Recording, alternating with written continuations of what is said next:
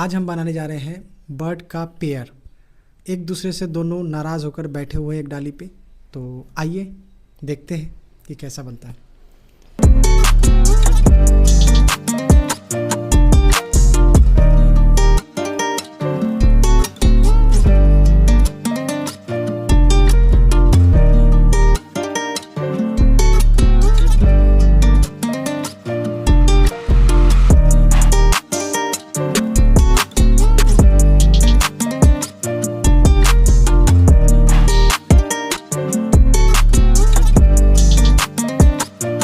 Finally guys, हमारा sketch बन चुका है।